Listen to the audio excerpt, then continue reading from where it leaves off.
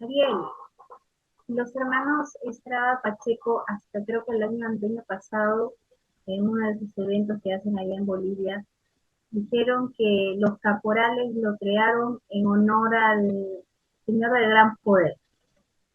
La saya está creada en devoción a alguna deidad. Eh, no, la saya, como te dije, es una danza afroboliviana, tiene elementos africanos y no se puede ni siquiera encontrar un lugar específico. Debe tener elementos musicales del Congo, de Senegal, de esos lugares de los esclavos que llegaron. Y me imagino que era más bien una especie de rescate cultural de los negritos al cada vez más tratar de tener también algo propio, ¿no? Que puede estar relacionado a algún evento religioso, pero más que todo es la necesidad de los negros afrobolivianos de tener algo que les identifique, porque ellos tienen más o menos en sus comunidades unos 5 ritmos diferentes. Hay una que se llama la cueca negra, tienen otro que se llama, espérate, la semba, tienen otro ritmo que se llama, ¿cómo se llama? Hay uno que es una danza fúnebre, que se llama los guanchis, algo así, ¿no? Eso, y tienen la saya. Entonces, obviamente tal vez tengan su simbolismo propio, pero no necesariamente es para alabar a ningún santo específicamente, sino más bien es un tema identitario de su origen, ¿no? La saya no es una danza religiosa. Como te digo, no lo sé exactamente, pero a mí me parece que no, por lo que veo que hay otras danzas también, ¿no? Porque ellos tienen, como te digo, 5, la cueca negra, la semba, el guanchis, esta de la saya y otra más que ahorita no me acuerdo. Alguna vez he tenido una entrevista con ellos y más me parece que es una especie de rescate cultural, que la utilicen para elementos religiosos, en el caso del guanchis creo que se llama, ¿no? Que es para actos fúnebres. Claro, tiene una connotación religiosa, pero más que todo tiene que ver con su herencia africana, ¿no? No se conoce entonces quién inventó la saya. No, Así no, por no. no hay una historia. No tenemos mucha investigación al respecto, pero lo que sí se puede saber más o menos una antigüedad aproximada, ¿no? Porque ya existe en el imaginario popular que los tundiques son una imitación a danzas afrobolivianas o afro de la región yungueña o afroyungueñas, ¿no? Entonces, probablemente tenemos mínimo como antigüedad fines del siglo XVIII, ¿no? O antes, ¿no? Y principios del siglo XIX. Ya hay estas menciones de saya, ¿no? Si bien en los libros no dice saya, pero como no conocemos otra música más popular, que es, porque la saya, por si acaso, es la danza principal de los afrobolivianos, ¿no? Las otras bueno, las usan, pero la que siempre van a estar en donde vayan, tal vez por la popularidad, es la saya. Así que sí es bastante antiguo.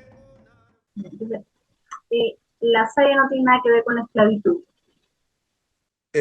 Para mí no, directamente. Sí. Es que el tema es el siguiente, ¿no? En realidad, los negros no están representando ser esclavos ahí. No es que tengan cadenas ni muchas de estas cosas, están simplemente disfrutando. Ahora, tienen un caporal, ellos tienen un caporal que el nombre que descubrimos se llama el chicotero, que de hecho tiene un sombrero. Obviamente no es el caporal no se parece al que tenemos en los caporales, es simplemente otro negrito más vestido con la misma ropa, solo con un sombrero, nada más, ¿no? Y tiene un látigo, ¿no? Entonces, puede tener una connotación, pero también quiero aclarar algo que me lo explicó este investigador boliviano, ese sociólogo Mauricio Sánchez Pazzi. Eh, Todas las danzas, incluyendo la diablada, todas las danzas, incluso los mismos, las cuyahuadas, tenían un caporal.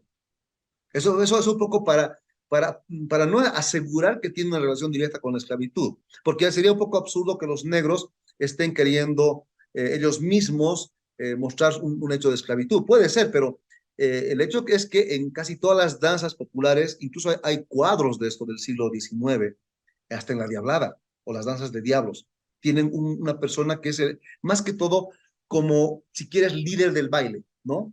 Que tiene el mando. Entonces, podría ser un poco antojadizo ¿no? Decir que específicamente sobre la esclavitud. Ahora, el Tundiki sí tiene que ver, digamos, con la esclavitud, pero esto no estamos seguros tampoco que sea al principio. Yo pienso que tiene más que ver en el imaginario posterior, ¿no?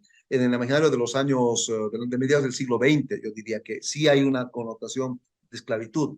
¿Y esto por qué? Porque, quieras o no, alguien cuando investiga todas las razas de negros que hay en el Perú también, ¿no es cierto? Tienes los negritos de Huánuco, ¿no? Algunas otras en Venezuela, en otros lados. En realidad, alguien que investigaba, yo escuché a alguien de España, decir que derivan de una danza española que se llama la danza de negros y blancos, ¿no? Entonces, si derivan de esta idea, no necesariamente tiene que ver con la esclavitud, sino con idea de confraternidad, ¿no? Entonces, habría que tener un poco cuidado, ¿no? Porque, como te dije al principio de este video, aparece esto de la invención de la tradición. Uno ve algo, lo interpreta ahora, desde nuestra visión moderna, y parece algo, y de repente tú afirmas algo con mucha solidez, pero si investigas bien, resulta que no había sido así. Y si quieres, paso a contarte algo curioso que pasó en un pueblo de Perú, ¿no? En Puno. Esto me lo han contado varios investigadores con los que me he rozado de San Marcos, ¿no? Resulta que en el Perú, hace muchos años, hay un pueblo, no me acuerdo el nombre, Puno, que es turístico, porque le atribuyen una, ¿cómo se dice? Han hecho una tradición hoy día, tú vas, que es un pueblo de la fertilidad, atribuyendo algo a Aymara o incluso incaico. ¿Ya? ¿Por qué? Porque este pueblito aparecen una especie de falos en varios lugares del pueblo, algunos de metal y algunos de madera. ¿Ya? Entonces, a alguien se le ocurrió que esto tiene que ver, son falos, es fertilidad, algo andino, y hasta ahora se maneja esa hipótesis, pero resulta que un investigador peruano un poco más serio investiga bien y descubre que es algo, si quieres, más español, nada precolombino, y eran en realidad puntos para amarrar caballos, ¿ya? Entonces, fíjate, ¿no? O sea, alguien deduce, por ahí encontraron algún altar y dice esto es un rito a la fertilidad y se inventan. Entonces, esto lo muestra mucho Hobsbawm, es un investigador, es un antropólogo inglés, los primeros que ha hecho esta tesis, ¿no? De la invención de la tradición. Por eso yo tengo mucho cuidado. O sea, hay cosas que podemos asegurar con certeza y otras también se van inventando en el camino. Alguien va encontrando respuestas, ¿no? Porque la gente, alguien dice algo que suena bien y de repente eso se hace, entre comillas, verdad. Entonces yo soy muy cuidadoso con esto, ¿no? Yo he visto muchos documentales o reportajes en YouTube, creo que lo han hecho en el mismo Bolivia, donde se habla mucho acerca del tema de la esclavitud, con el tema de los caporales, con el tema de la morenada, ¿no? Estas dos danzas la relacionan mucho con la esclavitud, incluso pasan en la historia de cómo los esclavos fueron traídos y todo, y la verdad que suena muy verídico y hasta yo lo he creído. Y estaba haciendo mi tema en base a eso. Por eso quería su opinión, bueno, usted había hecho un montón de entrevistas y todo eso. Qué bueno que me pueda aclarar este tema. Claro, y es más, has tocado la morenada. Si bien la morenada hay mucho debate del origen, yo te voy a dar un dato para que veas que hasta en eso hay mucho invento, ¿ya? Igual, la morenada siempre atribuyendo, hay gente potosina que dice que es de origen potosino, no tiene ninguna prueba. Musicalmente y en un poco de documentos tienes más cercanía a La Paz, a Oruro, ¿no? Son lugares donde más se podría ver un origen real de la morenada, no solamente mítico. Y todos casi cuando llegan más atrás empiezan a argumentar que se trata de los morenos y de que la morenada y los negros, la esclavitud, etc. Especialmente las tesis orureñistas. Hay una tesis de la pisa de la uva, aunque en Oruro no hay uva, y bueno, unas cosas un poquito fantasiosas. Y te encuentras con un hecho muy curioso. Cuando tú empiezas a ver los trajes más antiguos de morenada, las fotos que aparecen más antiguitas, fines del siglo XIX, vas a ver que los trajes no son de morenos, o sea, negritos, son de blancos, con pelucas ya con bigotes, barbudos, unos trajes más que parecen los santos de los siglos pasados, siglo XVIII, y ahí te rompes la cabeza y ¿qué pasa? ¿Por qué, no? De repente encuentro un libro, por ejemplo, en un libro donde encontré la mención más antigua que te comenté, se llama Monografía de la provincia de Muñecas de Rigoberto Paredes. Hay un fragmento muy corto donde no da detalles, pero te lo voy a un poco relatar. Dice más o menos esto. Dice, y estas danzas tal, tienen origen indígena. Y estas otras, dice, como tundiquis, pacochis, catripulis y morenos, ¿ya? Eh, ¿Ya? Catripulis y morenos tienen origen peninsular, o sea, diciendo español. Entonces, para empezar, la idea de lo que después va a ser la morenada es una idea española. Entonces, te vas a encontrar cuando tú buscas morenos en otros lugares, a veces se ven negros, pero en México, por ejemplo, hay morenos más bien que son unos tipo tío Cosa, unos tipos peludos con cabello rojizo, que son en México hay que se llaman los morenos. Y en Sucre, Bolivia, para evidencia de eso, también hay una danza que se llama el cantamoreno. O sea, te das cuenta, no tiene nada que ver con el moreno negro africano esclavo, sino son también, puedes buscar fotos, buscar tanta moreno o tanta moreno, y vas a ver que son unos cabelludos color rojizo, parecido al tío Cosa de una de las caricaturas, ¿no? Puro pelos, casi como unos monos tipo chubacas, si quieres, que hasta el día de hoy se baila y son los morenos, y no le ves nada de negro, ¿no? Entonces, en México, en Guatemala, hay este tipo de danzas que se llaman morenos, que tienen una raíz distinta, yo no sé exactamente cuál es el fondo, y de hecho la morenada boliviana tiene sus propias características, y sé que hay morenadas en otros lados también con un nombre parecido, o morenos en el Perú también. Entonces, relacionar con la esclavitud podría ser también un poco un falso argumento. Te voy a decir por qué. Para nosotros los bolivianos, peruanos, qué sé yo, sudamericanos, a veces el término moreno es sinónimo de negro, ¿ya? Pero para los españoles no siempre. Eso lo aclaro. Moreno es sinónimo de moro. ¿Y qué es el moro? Son blancos del norte de África. O sea, a ver, qué sé yo, un marroquí es un moreno, es un moro. De hecho, la palabra moreno viene de eso. Son gente como tú o como yo. Para un español, yo soy un poco moreno, también eres morena. Entonces, tal vez no están refiriéndose necesariamente a los negros. Entonces, la idea de moreno viene de España, en muchas danzas, con diferentes músicas y manifestaciones muy distintas, tanto en Perú, Bolivia seguramente había muchas más, ahora se está unificando un poco. Entonces, yo pienso que el paso de la morenada en el concepto español en algún momento del siglo XIX va transformándose y en el imaginario popular se llega a consolidar como la idea del negro. Entonces, para darle una explicación, ¿cómo aparecen los negros en Bolivia, Perú, qué sé yo, son esclavos? Entonces, alguien va a atar cabos y va a terminar dando imaginarios populares, pues va a terminar diciendo que la matraca es el ritmo de las cadenas y cosas como esas, ¿no? Sin embargo, yo soy un poquito escéptico y te he explicado por qué, ¿no? Entonces, tengo un argumento un poco más sólido. De hecho, a ver si te puedo mandar de las fotos antiguas de La Paz, por ejemplo, de morenos de fines del siglo XIX, y vas a encontrar que son blancos.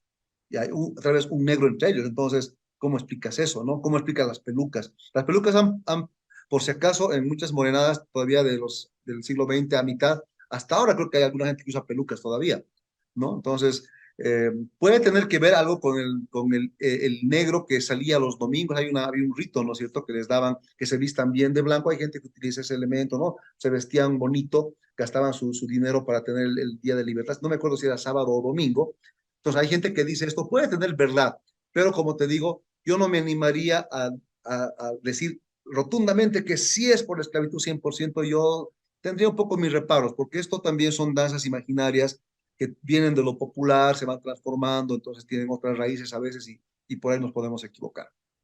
La morenada, Ariel, tiene un creador, alguien lo hizo, en qué tiempo lo hizo. No, no, no. Y de hecho, esto es un tema de debate. Lo que sí se sabe que es muy popular en ciudades como regiones de La Paz, de Oruro, pero en mi opinión también son fusiones, ¿no? Muy bolivianas, porque fíjate, yo podría demostrar musicalmente que la morenada musicalmente no es otra cosa que las marchas de traslación, o sea, música española.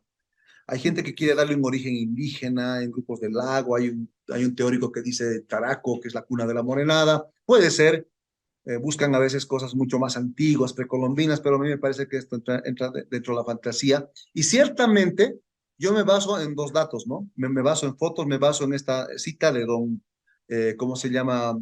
Paredes, ¿no? Rigoberto Paredes, que te dije, ¿no? En ese libro de la monografía de la provincia de Muñecas. de 1898 que te dice claramente que son danzas peninsulares. Entonces, si bien viene una esencia española en algún motivo, tal vez personajes, en algún momento estos personajes se van separando de danzas más donde participaban muchos personajes distintos y se van a hacer en algún momento lo que llamamos un grupo de puro morenos, donde van a adoptar básicamente la música de la marcha española de traslación. Si tú te fijas, unos tambores suenan tan, tan, tan, tan, y empieza a bailar, con lo que la gente se transportaba y terminas teniendo una morenada. O sea que no hay nada ni indígena ni esencialista en aquello. Entonces, no se sabe y diría yo que la morenada es una de las danzas que hay que investigar mucho más, ¿no? Hay gente que está encontrando si quieres, algunas piezas en algo que se llamaba el misticicuri paseño, que también va a dar lugar a muchas otras danzas que salen de una general, pero el imaginario en el personaje probablemente tiene más que ver con España, ¿no? Y más que una esclavitud directa si quieres, de América, de la América conquistada, tiene que ver con la España misma, porque vas a encontrar bailes de negritos hasta en España, hasta el día de hoy. Tú buscas danzas del sur de España, ¿no? Que vienen de la colonia. Entonces, ni siquiera el imaginario tiene que ver directamente con Sudamérica, sino con la península en sí. Yo había visto un reportaje de Morena Zona Norte, puede ser ahí en Bolivia, ¿Ya? decían que tenía más de 100 años de creación. Sí. Y de eso estaba guiando porque decía que había una pareja de esposos, Manuel Pasa, puede ser, Sí, sí. que eran devotos de la Virgen del Sodom. Y decían que ellos habían sido, creo que los pioneros en crear esta danza o bailarla por primera vez. ¿Qué hay de cierto en eso? He escuchado algo, he escuchado algo, pero es importante decir esto, ¿no? Que repitiendo, parafraseando a Mauricio Sánchez Pazzi, cuando algo tiene éxito, todos quieren ser dueños, ¿no? Y que es muy cierto. Es probable que tengan mucho que ver este grupo en Oruro, que tal vez están planteando como algo serio, y probablemente sean de las primeras grupos o fraternidades que empiezan a bailar de manera, digamos, oficial. Pero a mí no me cabe duda que en un fenómeno cultural que se llama Misticicuri, como lo investiga un paseño que se llama Gerardo Ichuta Ichuta, que es bastante interesante el trabajo que está haciendo, ojalá lo publique pronto. El Misticicuri es un fenómeno que tiene una especie de múltiples personajes donde aparecen morenos, viejitos, indios, diablos, negros y todo eso. Entonces, probablemente sea una manifestación, imitación de alguna cosa española, como que se llamaba morenos, que va consolidándose en un grupo de baile específico, donde, en mi opinión, adoptan una de las características de todo ese tipo de procesos religiosos católicos, ¿no? De adoración a la Virgen, a Jesús, qué sé yo. Y ahí está, pues, la marcha. Entonces, seguramente puede ser que esta gente en Oruro ya puede ser cierto, no voy a negar, o sea, no puedo decir que no, porque no tengo el dato exacto, empezaron a utilizar estas marchas y sacar este personaje del Misticicuri, puede ser lo que plantea Ichuta, ¿no? Que se va a convertir en el moreno después, y luego con el tiempo morenada y tener más características, más modificaciones, cambios, ¿no? Pero para mí también sería demasiado arriesgado ir tan allá, ¿no? O sea, no me animaría yo a afirmar eso con total solidez. O sea, hay cosas que, como te dije, que puedo decir, sí o sí, esto es así. Como te dije, por ejemplo, que la danza de caporales, la música viene del villancico español, eso no hay donde perderse. Pero hay otras cosas que sí pueden ser mucho más especulativas.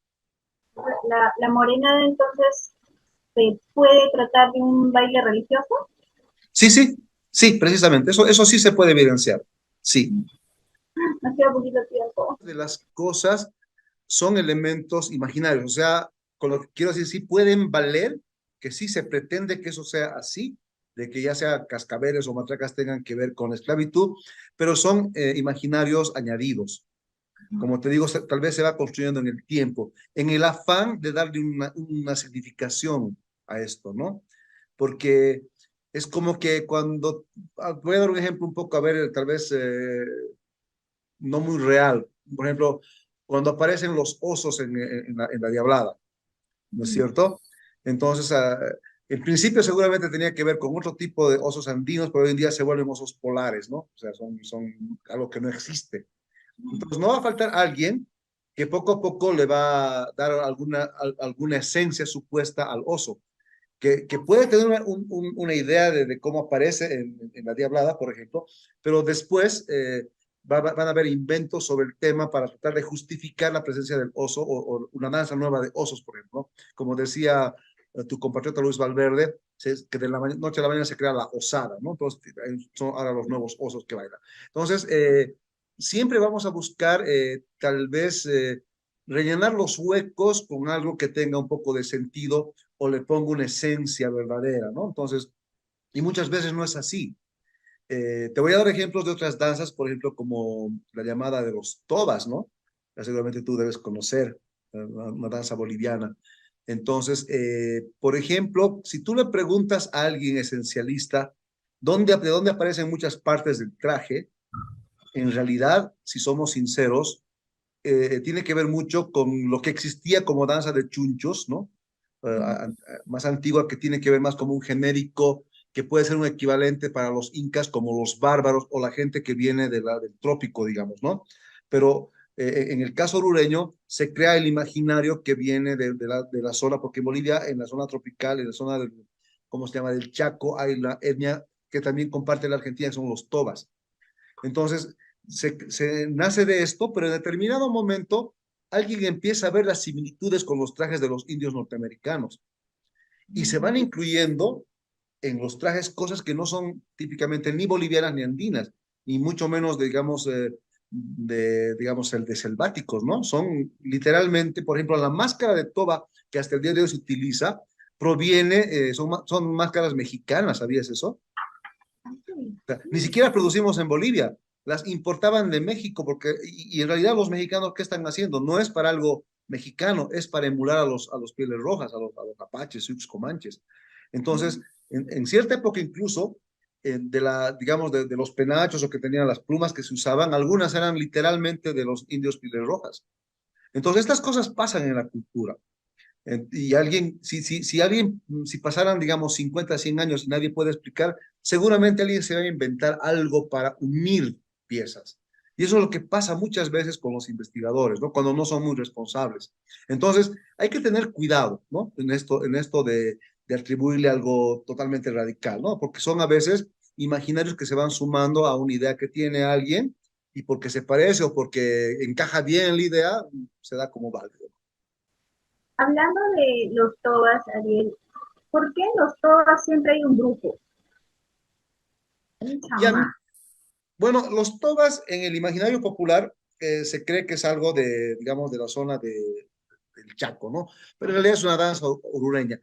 Y en Oruro, hasta donde sé, hay reportes de una danza de, digamos, de estos, si quieres, chunchos también, ¿no? O son la danza de los indios, de chunchos, que se conocía así en el pasado. Incluso Julia Elena Fortún, que es una investigadora de los años 60, una musicóloga boliviana, chuquisaqueña, ella comenta que tiene que ver con el capachuncho que existe también en el Perú. Muy a pesar de que aquí se le pretende dar una idea muy única, no obstante, bueno, hay relatos y hay cuadros y algunos datos que provienen de las zonas donde había, si quieres, danzas patronales, ¿no? Y son sobre todo dos ciudades o pueblitos orureños, se llaman Chayacoyo y Paria. Entonces, es ahí donde se gesta esta danza de los chunchos o chunchus, ¿no? Que poco a poco con los años, no sé exactamente, pero es en el siglo XX, donde se le pone el nombre de tobas. Y esto, hasta donde vemos los cuadros, las pinturas o las referencias, siempre es grupal, ¿no? Están siempre en grupo, ¿no? Entonces, la razón seguramente era porque tal vez es una manera de representar a cómo son ellos, ¿no? Cómo en el imaginario popular tenemos a los pueblos, a estos chunchos, ¿no? Que como te dije, por si acaso, para que le quede claro a la gente, chuncho es una especie de genérico como equivalente a lo que los romanos llamaban bárbaros, ¿no es cierto? Ellos eran la gente culta. Los incas, este tipo de pueblos que en su tiempo se consideraban un poquito superiores al resto, a todo lo que no era inca, a los bárbaros le llamaban chunchos, ¿no? Y sobre todo con referencia a la gente que tiene un origen, si quieres, yunga, como dicen ellos, o yunca, que son la gente de la selva, ¿no? O sea, para el imaginario de los incas,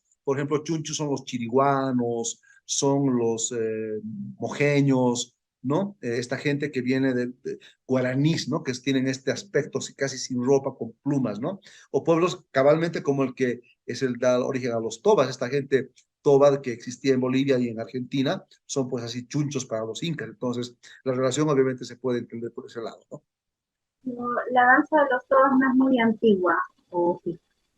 Ya, voy a darte una opinión dentro de mi investigación, ¿ya? Espero, yo pienso que podemos.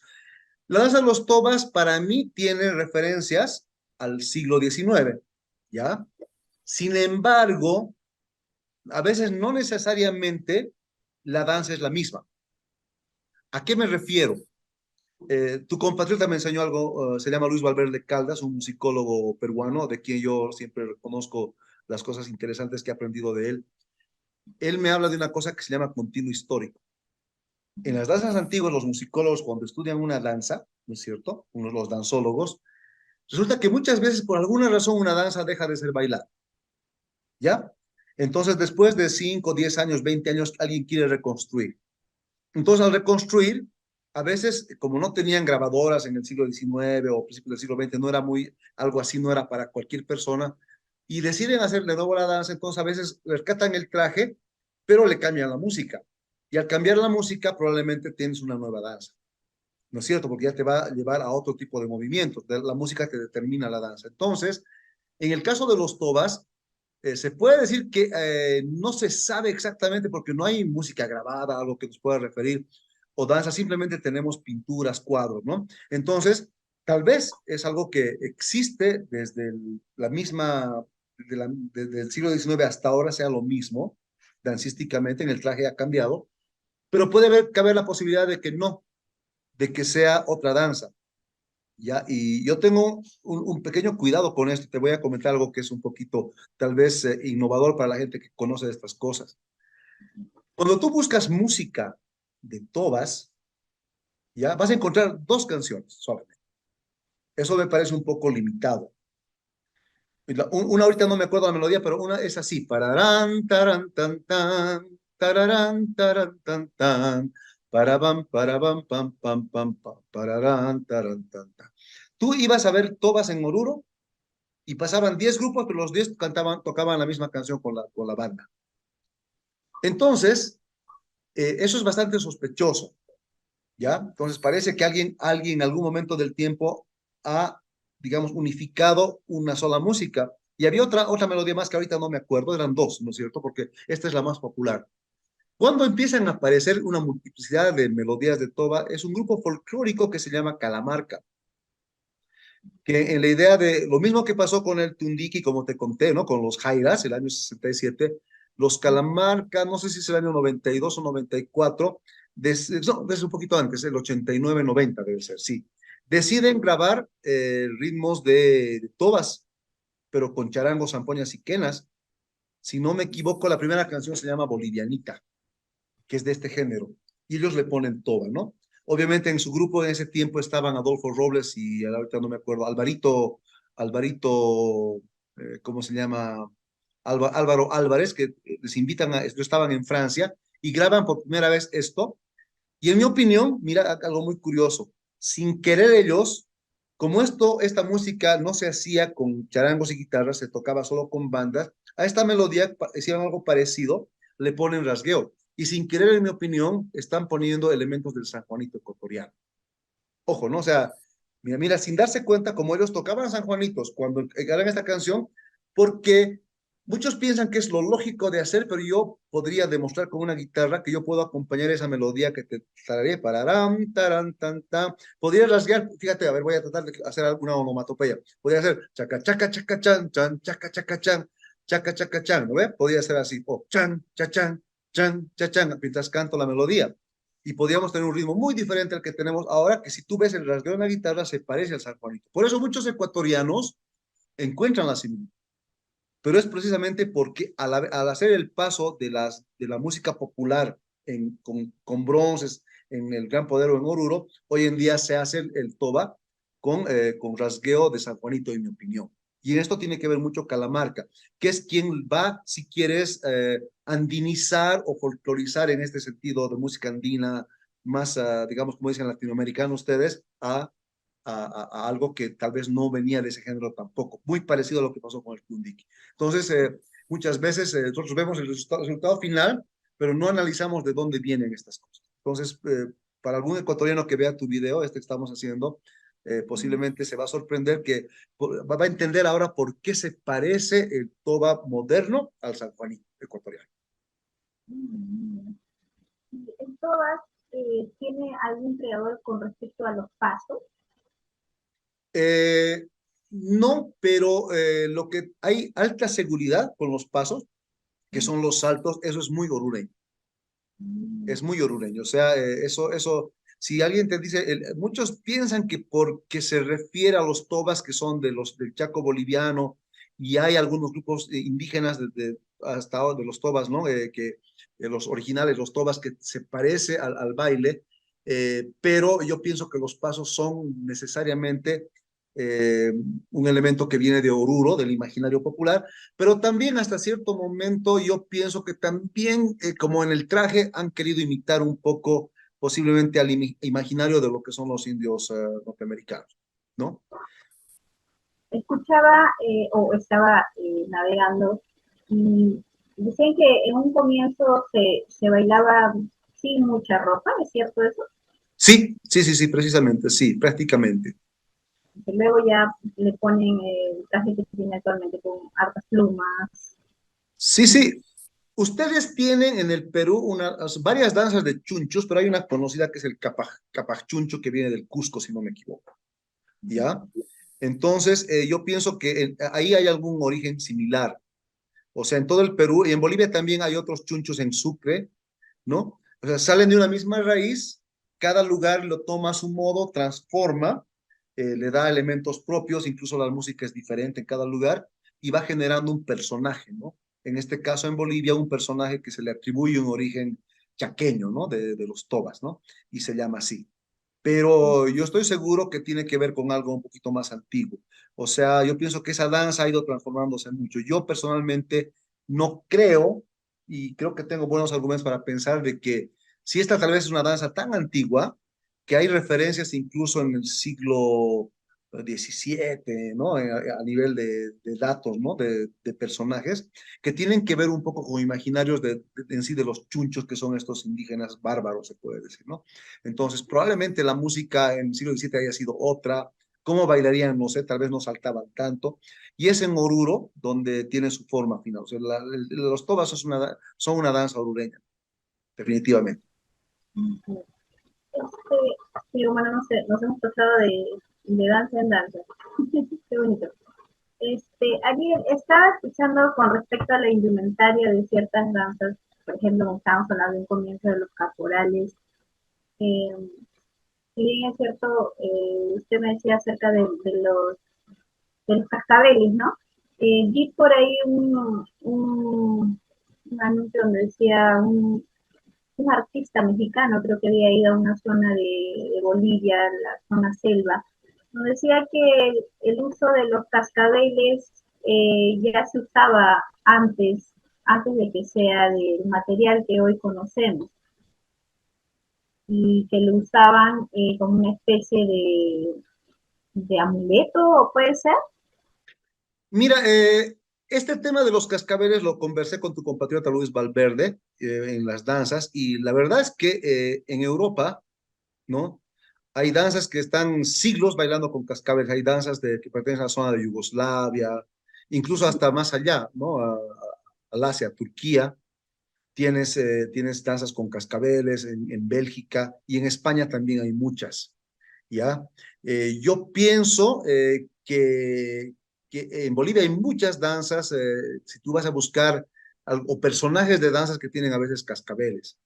Por lo tanto, yo escuché a un peruano, si no me equivoco, es René Calcinanco, que plantea la teoría del kirki, de danzas indígenas precolombinas, de los urus del lago de Puno, que tenían cascabeles, cosas como esas, que para mí no tiene una relación directa, ¿ya? Entonces, lo único que te puedo asegurar con respecto a los cascabeles, volviendo al tema, es que en estos pundiquis que te menciono del libro de Rigoberto Paredes, se describe los cascabeles. Están ahí en el siglo XIX, ¿no?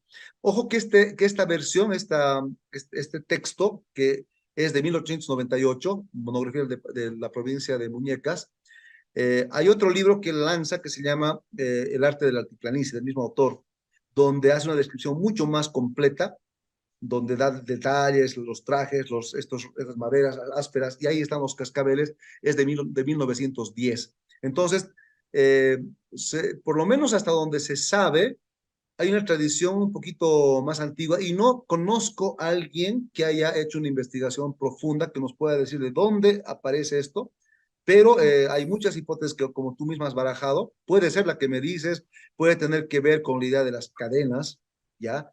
Pero yo tendría también cuidado, como te dije, ¿no? Porque hay muchas danzas españolas que tienen cascabeles y no tienen nada que ver ni con esclavos ni con cadenas. Entonces, puede ser también una razón, digamos, mecánica, de indumentaria, sonora también. No te olvides que con un cascabel tú tienes un poco de ruido ahí. Y sumarle el ruido a un baile obviamente te ayuda un poco para impresionar al público también. Entonces, puede ser que venga por esta otra razón también, ¿no? Y como que te explicarían un montón de danzas europeas que tienen cascabeles.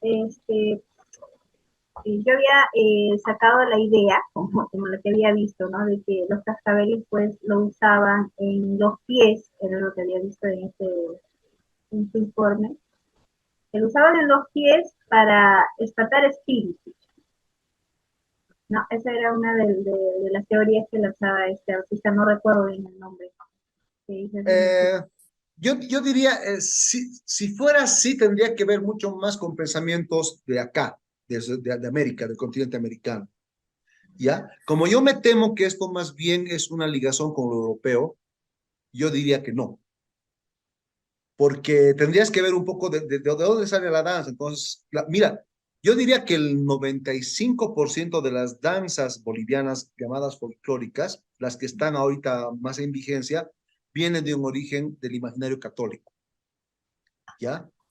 O sea, todas, casi todas, la cuyahuada, la morenada, la diablada, los caporales, en el fondo el tundiqui, todas estas tienen el imaginario de la adoración a los santos, al niño Jesús. Entonces, por ese lado, esto de espantar espíritus, más bien me parece una idea más centroamericana, caribeña, más nativa de nuestros antepasados. Entonces, si tiene una raíz más europea en el sentido de la idea en su inicio, no obstante, muchas sean fusiones también con el imaginario nativo indígena, ¿no? Porque son mestizas en muchos casos, pero yo pensaría que poco tiene que ver con eso de espantar espíritus, porque por ejemplo la diablada, había una época donde usaban cascabeles, no sé si hasta ahora hay grupos que todavía usan las botas del diablo, ¿no? Entonces sería un poco absurdo si le metemos la misma lógica que los diablos estén espantando espíritus, ¿no? Entonces, no sé, ¿me dejo entender? sí, sí, sí, claro, que sí. Entonces, eh, la, las personas que sacan todas estas ideas, Ariel, ¿quiénes son estas personas? Ustedes son historiadores y se dedican a investigar. Y a los otros, ¿cómo se les llamaría a estas personas que dicen todo, que hasta uno mismo lo cree, ¿no? Aquí en Perú estamos con esa idea, al menos yo. Bueno, mira, muchos lo que hacen es recoger lo que alguien les dijo. O sea, muchos no tienen una mala intención, por supuesto, ¿no? Escuchan, investigan, van a buscarle un ancianito, un viejito que bailaba, y el viejito se le ocurre eso y le da esa respuesta, le parece sólida y lo repite y anota en sus textos, ¿no? Entonces, muchas veces son como invenciones populares que suenan bien, tienen buen sentido y alguien plasma. Eso en algunos casos. Otros son gente que quiere llenar todos los huecos, que piensa que tienen todo el poder para hacer lo que le da la gana y se sienten con la capacidad de que esto debe ser y por lo tanto así es, y plantean una idea y después eso, bueno, hay mucha gente que dice, sí, cierto, es el caso del señor René Calcín de Puno, ¿no? Con esto de la teoría del Kirky, que cualquier investigador serio no va a tomar en serio, valga la redundancia, ¿no? Porque es bastante absurdo que una danza de negros aparezca antes de que los negros lleguen, cosas así bien tontas, ¿no?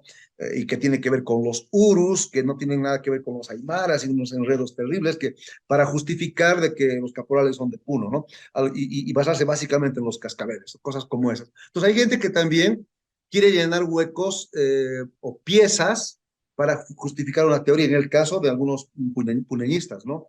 Como no encuentran algo muy consistente en sus investigaciones para decir esto es puneño, se empiezan a inventar cosas, ¿no? Unir piezas por acá, por allá, como compartíamos alguna vez con tu compatriota Juan Manuel Galarza, donde él claramente me dice, no sé, buscan cosas hasta en los botones de un traje que son absurdas, ¿no? Entonces, como te digo, hay dos fuentes. Una, digamos, un poquito malintencionada, con sesgo, y otra que es inocente, ¿no? Es inocente porque suena bien, ¿no? Y esto lo hacemos todos, ¿no? O sea, todas las personas plantean hipótesis, ¿no?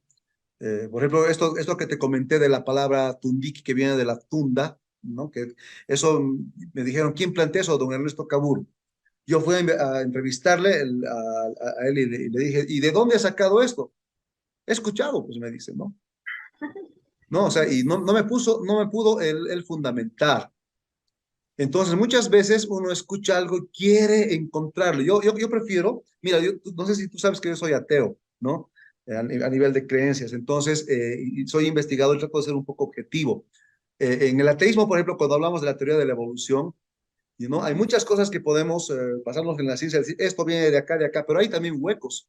Hay puntos donde, por ejemplo, donde empieza la vida, ¿no? No lo sabe ni la ciencia exactamente cómo ha pasado. Puedes plantear hipótesis. Entonces, alguien muy atrevido podría decir esto, o sea, alguien que se anima a dar algo sin ningún fundamento y simplemente por una opinión puede decir, viene de esto. Pero hay puntos, hay, como es en inglés, los gaps, los huecos, ¿no? Entonces, en las danzas eso pasa mucho, ¿no? Tú puedes este punto justificar con mucha solvencia, pero también hay cosas que nunca vamos a saber quizá, o tal vez hasta que alguien encuentre un documento más sólido de alguien que ha escrito alguna cosa que te puede decir, ah, esto es por esto, ¿no? Entonces, los términos, las razones a veces son un poquito parte del imaginario popular.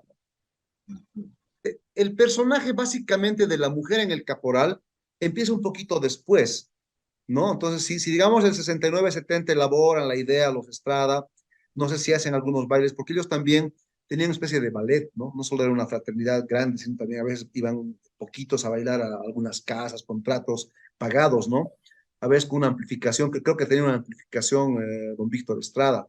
Entonces, en algún momento deciden meter mujeres y obviamente estoy seguro que puede ser Rey Estrada o parte de la familia, porque al final va incluyendo mujeres, pero obviamente los trajes, en cierto modo, son casi un reflejo de lo que es una chola con una falda más chiquita paseña, básicamente, ¿no?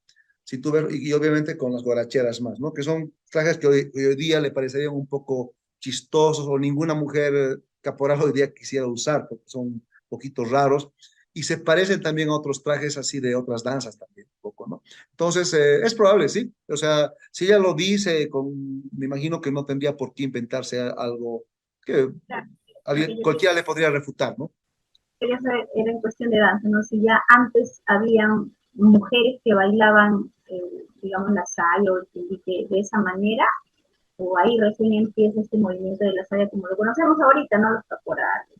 Mira, según mi investigación, porque podría equivocarme, pero en el año 40, 42 exactamente, este video de Isabel Aretz, cuando están tundikis bailando, no hay mujeres. Este video que te digo en blanco y negro, que ahí no hay mujeres. Ahora, he visto videos, pero no tengo la fecha exacta, probablemente del 70, que ya sería posterior a los Estrada, donde he visto bailar mujeres cholitas. Hay un video de los payas donde aparecen un poquito en blanco y negro, ¿no?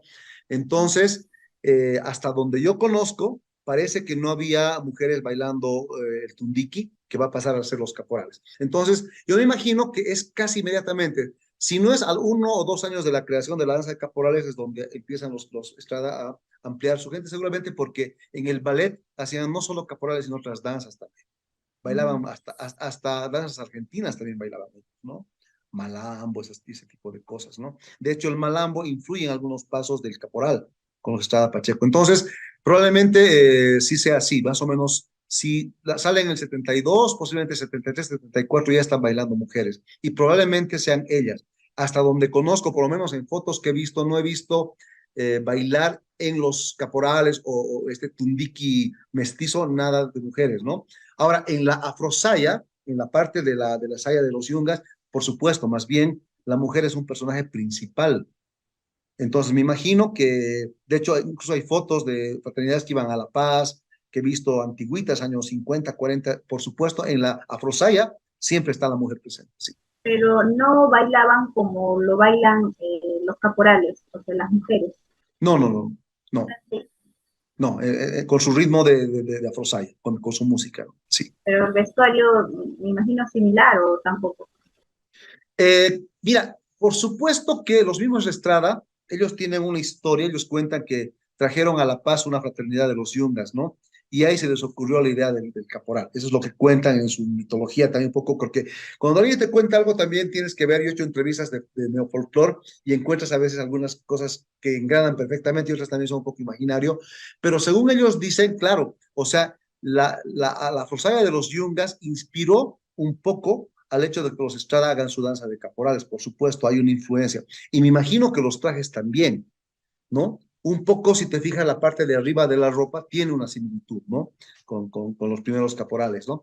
Pero, por otro lado, también mucho es imaginario, es algo que se les ocurre al principio. De hecho, hay una foto de don Víctor Estrada de la primera ropa de los caporales varones, y más parece una especie de, ¿cómo se llama? Polera o algo así, que se llama de Sandro, Sandro el Gitano, este cantante argentino, ¿no? Esta brillosa, tú te vas a fijar, es la ropa de Sandro, eso también está en la investigación de Sánchez Pazzi.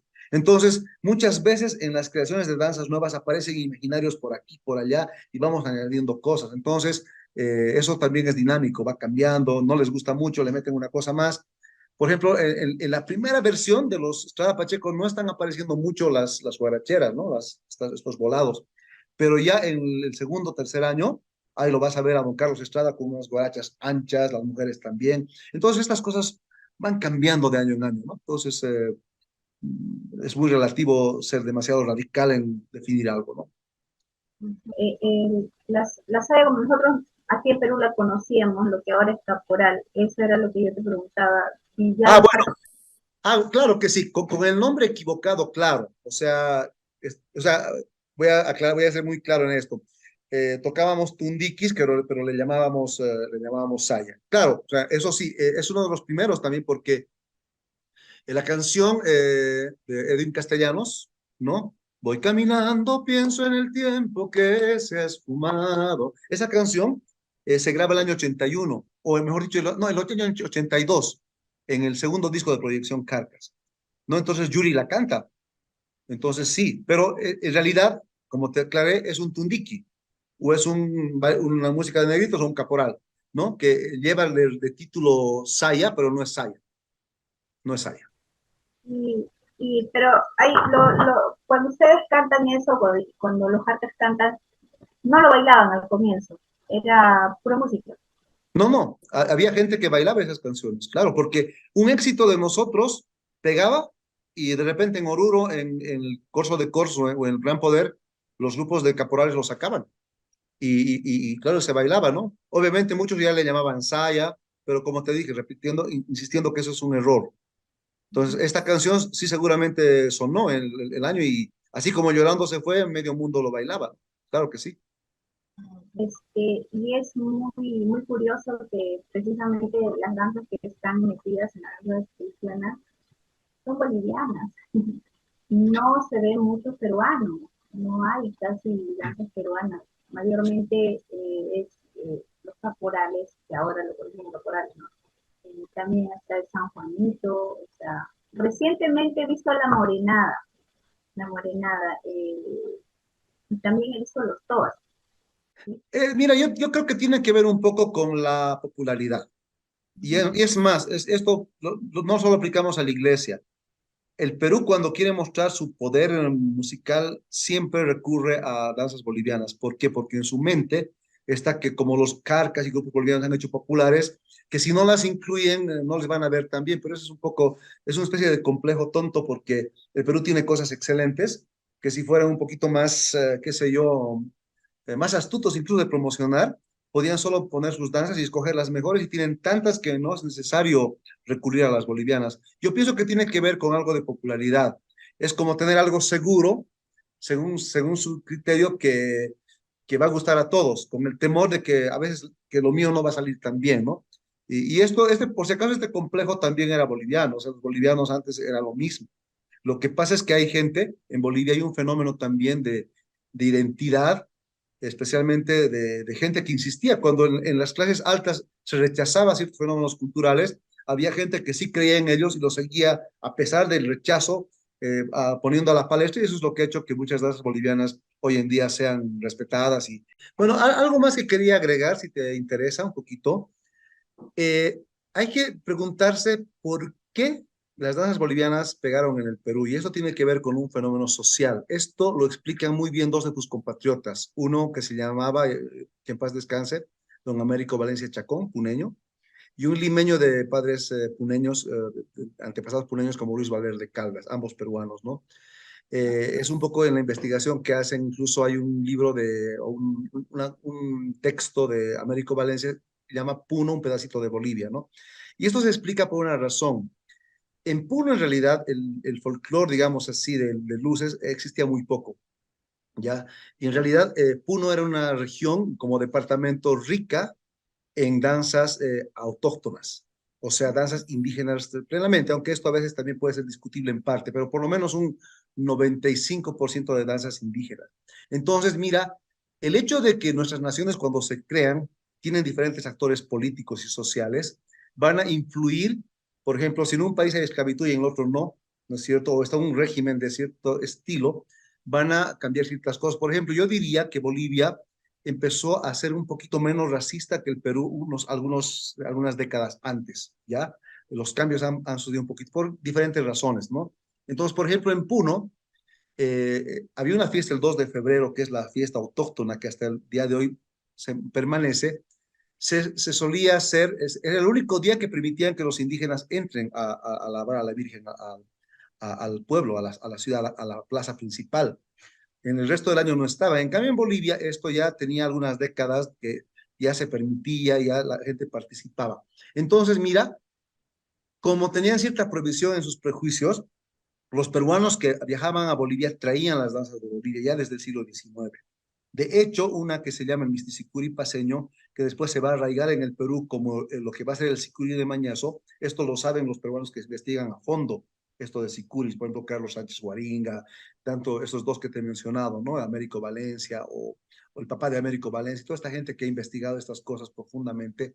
Entonces, es lo interesante que lo que no hacen acá, si lo hacen los bolivianos, y que ellos traen sus danzas, como ellos no les van a juzgar mal, empiezan a traer trajes de luces y mestizos ya desde el siglo XIX.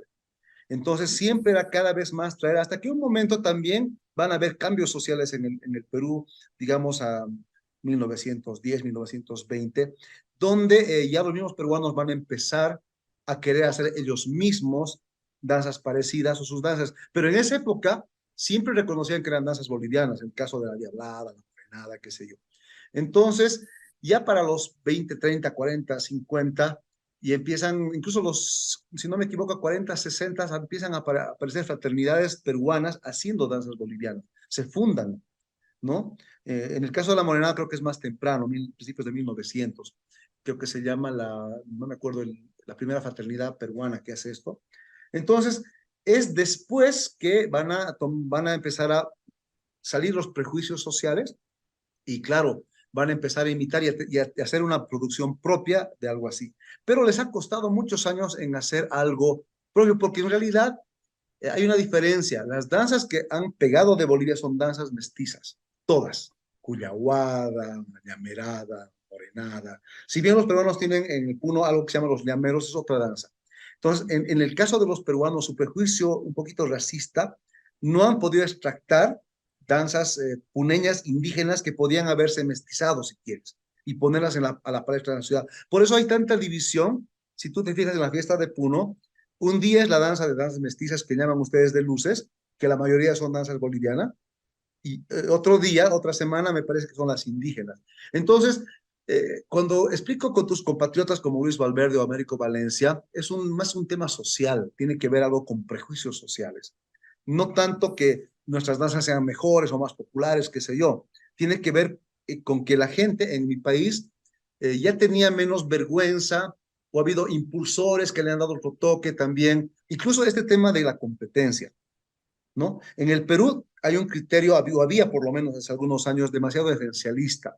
Todo tiene que ser precolombino, andino, incaico y todo lo otro como intocable, ¿no? Entonces, había hasta cierto desprecio político ante algo que era mestizo. Sí había en otras ciudades, pero en la gente de pensamiento se puede decir un protoindigenismo.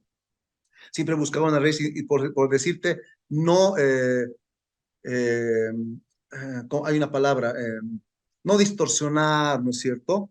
No arruinar lo que viene de raíces nativas puras, ¿no? A un purismo. En cambio, en Bolivia no. En Bolivia existió eso mucho antes, pero en Bolivia se mestizaba fácilmente, ¿no? O sea, alguien, como te he contado, de los tobas, hasta máscaras de apaches y todo eso. Esa libertad que nos dábamos ha hecho que las danzas mestizas sean atractivas, que la misma gente escoja, no obstante no sea muy puro, no sea muy auténtico. En Bolivia hemos dejado pasar. Y eso recién en el Perú está sucediendo, te puedo decir con bastante seguridad, después de los 90, donde ya no tienen tanto ese complejo social, esa idea tan purista. Entonces, para que las danzas bolivianas peguen en el Perú, ha habido ese fenómeno, que es un fenómeno social. Entonces, no solo tenemos que ver desde la perspectiva, digamos, de danza, música así ligera, sino también algo que tiene que ver con cómo pensaba la gente en esa época, sus prejuicios, incluso el racismo que está por detrás, digamos, ¿no? Hoy en día ya ha cambiado, estamos casi todos los países de América del sur muy parecidos en esto, ¿no? Entonces, eso podría explicar un poco el por qué cierta tendencia a bolivianizar que ha pasado mucho en Cuba.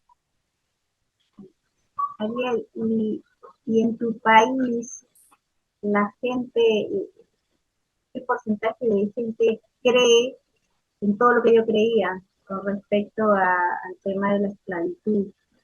¿Todavía hay gente que cree en eso? Sí, sí, sí, por supuesto, sí, sí, sí. Siempre las tradiciones populares. Yo me encuentro con personas que, bueno, siempre están utilizando los mitos populares como base de su creencia en el origen de la danza. Me encuentro con potosinos que me dicen, la morenada es potosina porque Potosí era la ciudad más importante en cierto modo, y porque hay un cuadro donde se ve un tipo con su matraca, y bueno, y además porque los negros vinieron primero a este lugar, ¿no? Entonces los esclavos que fueron a las minas de Potosí, por lo tanto la morenada tiene un origen así, ¿no?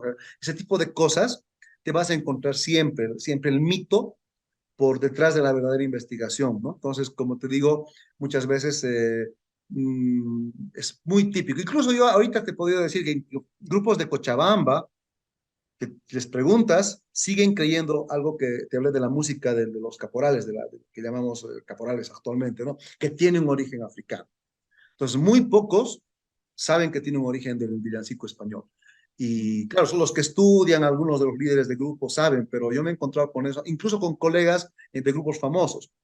Alguna vez en alguna guitarreada me dicen, he visto tu documental, a ver, explícanos, y les digo y se sorprenden, ¿no? Grupos como Amaru, y me dicen, ay, mira, no sabía, o los Semilla, alguna vez me he reunido con ellos. Entonces, todavía es muy válido, siempre está el mito, el conocimiento popular detrás, pero yo pienso que la gente que ya está en universidades, academia, debería un poquito ya publicar un poco más este tipo de cosas, sacar la parte más de investigación, ¿no? Y yo felicito en el Perú, por ejemplo, mira, hay algo muy interesante que te voy a decir. Yo he aprendido muchas cosas más de Bolivia en algunos investigadores serios del Perú. Como te digo, ¿no? Luis Valverde, Américo Valencia, para mí son referentes. Hay datos, mira, que hay bolivianos que nunca supieron, no sabían nada aquí, que yo los he puesto a la palestra, pero no ha sido la investigación directa mía, sino ha sido investigación de tus compatriotas. Entonces, por ejemplo, yo veo, por amigos que conozco de San Marcos, en Lima hay gente seria que está haciendo bien las cosas, ¿no? Entonces, ellos mismos se investiga mucho mejor, el campo científico es mucho mejor en el Perú que Bolivia, y en Bolivia estamos ya son unas cuantas décadas ya aparecen uno, dos, tres investigadores serios, pero todavía el conocimiento no está para el pueblo, ¿no? El pueblo todavía está en pañales, se puede decir, en un conocimiento serio de investigación. O sea, si yo visito tu país, me van a decir la misma teoría. Algunos seguramente, sí, sí, sí, seguramente.